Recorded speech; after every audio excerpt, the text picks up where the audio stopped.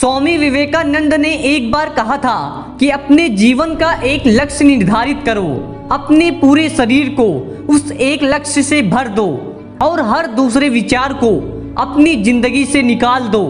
यही सफल होने का मूल मंत्र है। आज हम स्वामी जी के जीवन की एक ऐसी कहानी डिस्कस करेंगे जिसे सुनकर आप अपने जीवन में समय को बर्बाद करना छोड़ देंगे। एक बार की बात है, स्वामी जी को नदी पार करना था और वो नदी के पास में खड़े थे। तभी एक साधु ने उनसे आकर पूछा, क्या आप ही स्वामी विवेकानंद हो? स्वामी जी ने जवाब दिया, जी हाँ, मैं ही स्वामी विवेकानंद हूँ। तभी साधु ने पूछा, स्वामी जी आप यहाँ पर क्या कर रहे हो? स्वामी जी ने कहा कि मुझे इस नदी को पार करना है और मैं नाव का इंतजार कर रहा हूँ। तभी साधु ने कहा, तुम इतने बड़े इंसान हो, कई सारे लोग तुम्हें अपने प्रेरणा का स्रोत मानते हैं और तुम एक नदी नहीं पार कर सकते।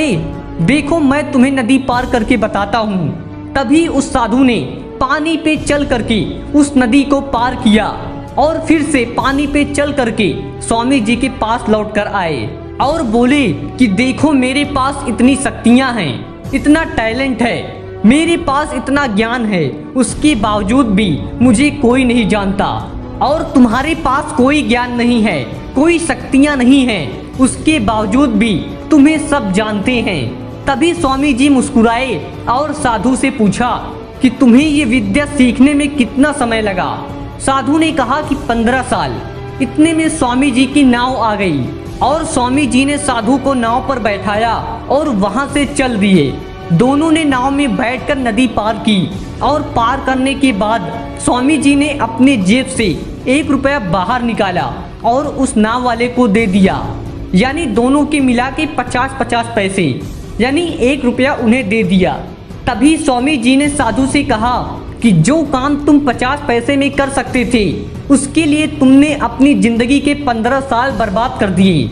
और अगर यही 15 साल तुम समाज की भलाई में लगाते तो आज तुम्हें भी पूरी दुनिया जानती।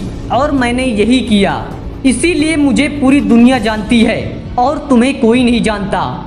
और स्वामी जी ने साधु से कहा कि तुम्हारी तरह कई सारे लोग ऐसी चीजों में अपने दिन, हफ्ते, महीने और साल लगा देते हैं जिनका उनकी जिंदगी में कोई मतलब नहीं निकलता।